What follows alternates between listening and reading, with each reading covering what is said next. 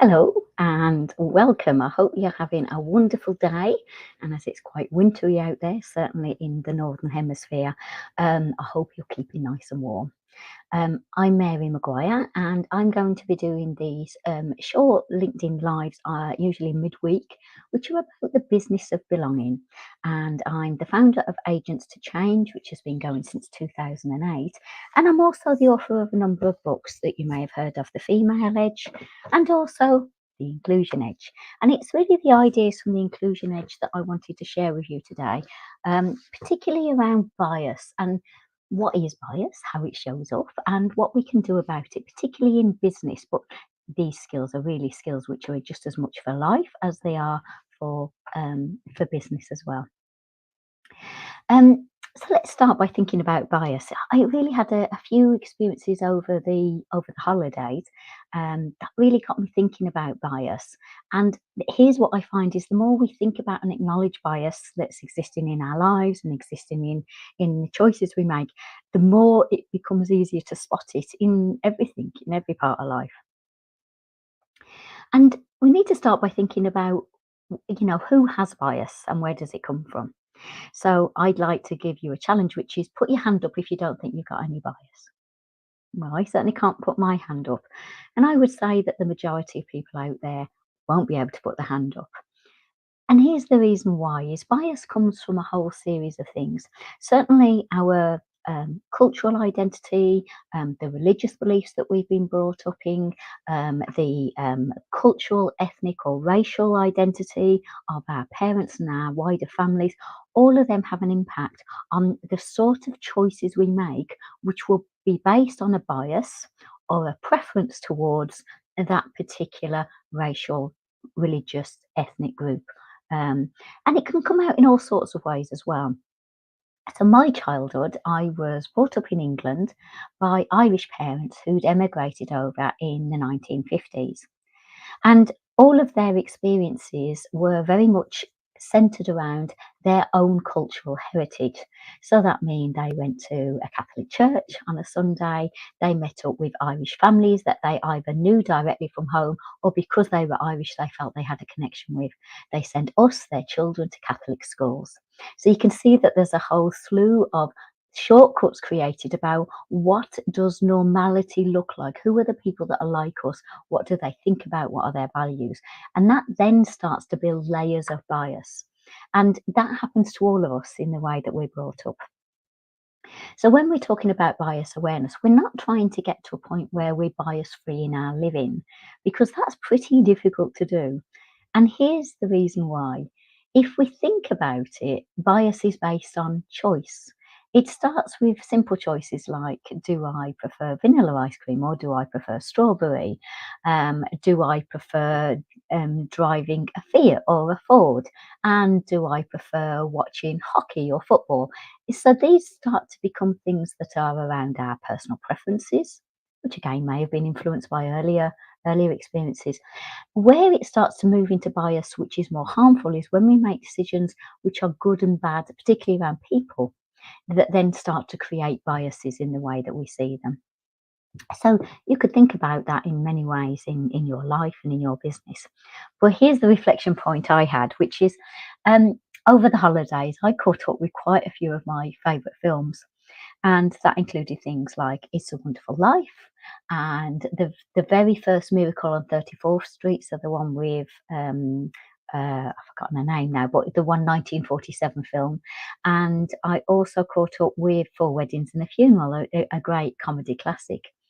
And I noticed a number of things which, because we are more conscious of it now and the way that we produce films and television now probably doesn't exist quite so much. All of them almost exclusively had a white cast. In It's a Wonderful Life, there was one black woman in the cast, and she was presented in very simplistic terms. In Miracle on 34th Street, there was no other racial or ethnic group shown, even though by 1947 New York would have been a pretty diverse city. So that really stood out to me. And then in Four Weddings and a Funeral, again, a really funny film, it was exclusively focusing on white, middle class, upwardly low mobile people, as we would have called them, British, obviously, but to the exclusion of any other type of diverse characteristics. So it really showed up how we've come on a long way, and it's clearly been an uphill struggle. But what I think that media companies and film producers and that have learned is to really diverse their casting and their criteria around who will be suitable for a role, because it was always assumed that it would have to be a white Western person for the majority of roles. And certainly that shift was very, very slow, came in the 80s, 90s, noughties, and now I think it's fairly routine now to see a much more diverse characters in most films. But it does help us to understand how bias works. And for me, it helps me to question what are the decisions I'm making, which may be based on bias. And we can do that in simple ways in our life anyway. You can think about it in terms of the type of films that you like or books that you read. And do the books you read have diversification of characters, either from a perspective of their identity, whether that's to do with sexuality or racial or ethnic identity, or their abilities or disabilities, and so on. Because what we often find is, as authors, we have bias. Speaking as an author myself, and also we see it in technology as well. Technologies often have bias built into them because the bias of the people that's actually built them is already inherent in the way that they will build that solution. And one particularly strong example was in Amazon, and they created an AI tool to help them with their screening, the early part of their recruitment process, since they're a high volume recruiter. And when they actually stepped back and looked at what the AI was doing, it was screening out almost all people who were women and people who were from a different ethnic or racial group, to the point where it was only bringing in people who were white and male. Clearly there was issues there. They don't use it anymore, I have to say, but it was a real learning point for them about thinking that technology would simplify and be objective, but it isn't if we have the bias inherent in us. And it's probably worth thinking about, well, what does that mean for us as a business? Can we be completely bias free as a business? And I'd say the same as I said for the individual, which is it's not really that easy to be completely bias free, because your business, all businesses are made up of people, and as human beings, we have some of these biases in us. So, what can we do about that? And how can we eliminate that bias as much as we can, or at least address it in more concrete and more real terms? Well, here's three things I'd suggest would be really useful for you to do. The first one is a fairly simple one to do, but it's maybe looking at the data that's available to you. Data is really powerful. And in any organisation, in your organisation, whether it's big or small, you'll be able to get your hands on some report which tell you some very simple things, some simple demographics about your people. If you've got a small team, you can do it on a piece of paper yourself. And it's things like, what's the gender mix of the teams? What's the age differential? What's the racial or ethnic identity, and does that differentiate? Is that more diverse? Is there anyone with a disability? Is there anyone who's neurodiverse? Do we know if there's any neurodiversity? Is there anyone who identifies and is open about being part of the LGBTQ plus community? And thinking about what's the mixes that I have here. And you're not probably going to hit all of them criteria. And as I said, the smaller your organisation, the more it goes into smaller communities, the less diversity you will have. But having no diversity should certainly ring alarm bells. And if there is a very clear tendency in certain teams and certain groups to have homogeneity, which means that they're all pretty much of the same type of ilk or profile. They're all the same gender, they're all the same racial identity, they're all a similar age, they're all a similar background. Then again, that should be something that you question about, well, what's happening here that we're only bringing people in of that type? And does it matter? Well, I think that's for you to maybe consider. But here's the thing we know from data is the more homogenous a group in business, the less productive, the less innovative, and the less creative it is. So they tend to be poorer at things like problem solving or identifying issues and addressing them early. Why is that? Because they often have very similar ways of thinking, and we get to groupthink, and groupthink then tends to really diminish our ability to problem solve and be innovative. So it really is something that's worth looking at. So think about the data that's available to you or the data that you could create if you actually have some questions that could really give you insights into, are we building some diversity into our populations, and is that helping us to really think about how we grow and we become more productive and we become more creative. The second part of that, it's almost a similar piece of the puzzle, is how are you going out there and finding the people that are right for you? So what is your talent acquisition process, as many companies call it? And what I mean by that is when you're going out to find people, how are you recruiting them? Sorry for my bad writing. um, and there's lots of inherent bias that we know exists in our recruitment process. And it comes out in many ways. So, first of all, we often create job descriptions or person specifications or job requirements with language which has inherent bias in it. It often has what we'd call gendered language in it. So, it has a slant either towards female as a candidate or male as a candidate, depending on what the environment is and what the type of work is. And we don't always realise that's there. The other thing we can do is we can often go to the same places to search for people, and that can actually then lead to us always getting a similar sort of person in. And the other part of it is we can often find that we are putting expectations on the job, which in themselves are going to rule out a number of people. And them job expectations, if we really sit down and think about them, are probably not really essential. They're just things that we've traditionally put on our job descriptions and our job requirements because that's the way we've always written this role. And we haven't really sat down and thought about how we do that. So various things around that are, if we always go to the same recruitment agency, we're likely to not get the diversity. Some are better than others at that.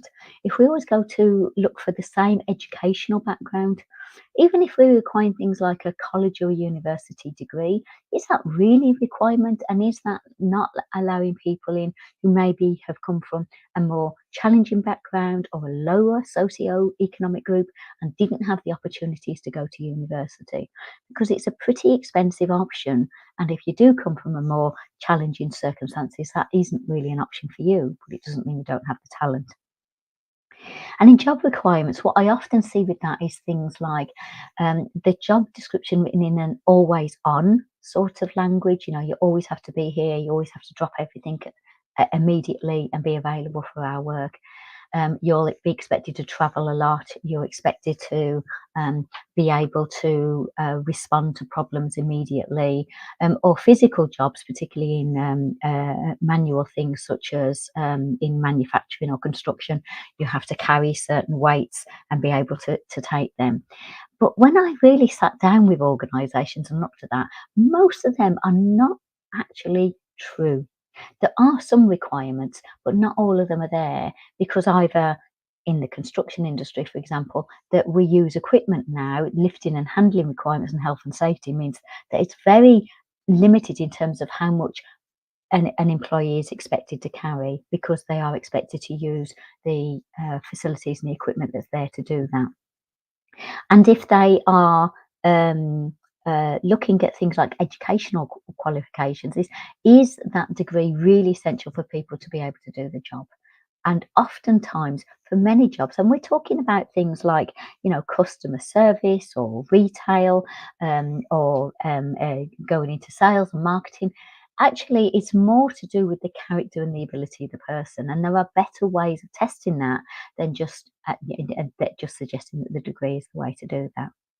And then the other thing is thinking about how how you are going to go through the selection process, not only in terms of the things you're going to ask them to do, but who are they going to meet?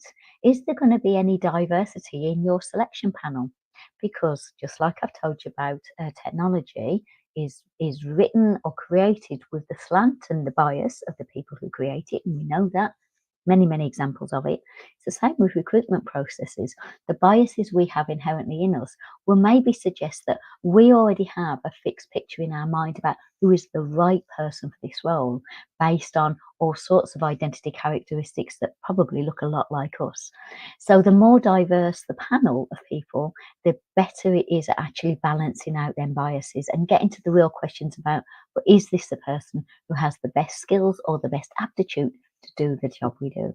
So your talent acquisition process is a really big one to think about the bias that exists and just work harder at actually thinking about how we can smooth that out as best we can. And then the final one is more about what's happening in your organization if bias is something that's happening on a regular basis. And here's the thing, a lot of biases is things like it's a throwaway comment, it's a little joke that somebody's made, it's the rolling of the eyes in a meeting because they've heard somebody say something or do something that they don't agree with.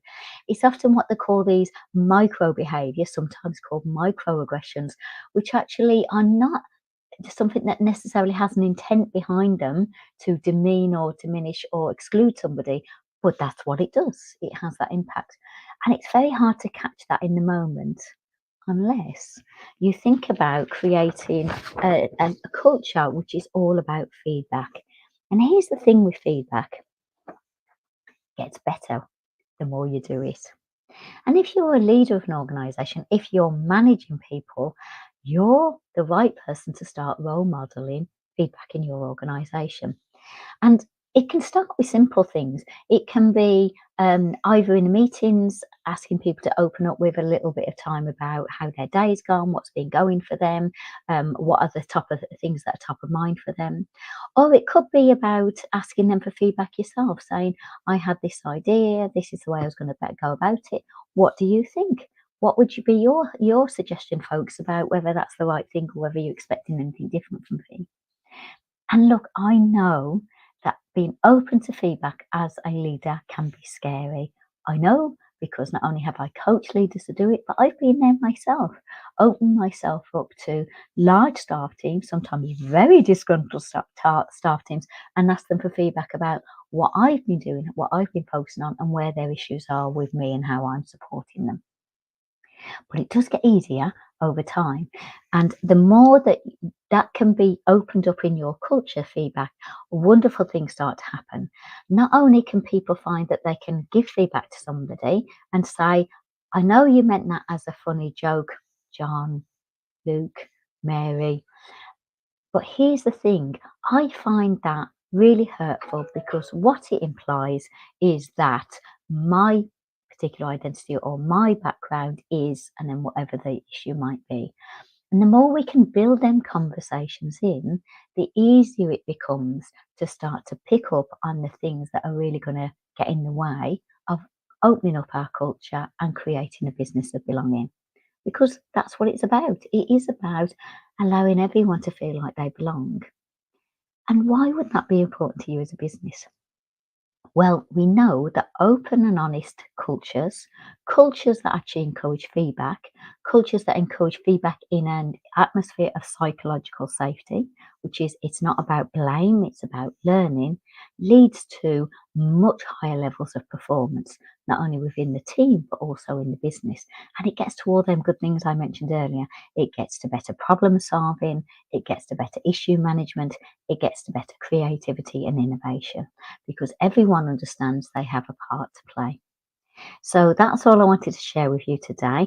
I'd love you to share some comments and some thoughts. And if there's anything else that it has triggered for you, either in terms of ideas or things that you'd like me to talk about, please do share them in the comments as well.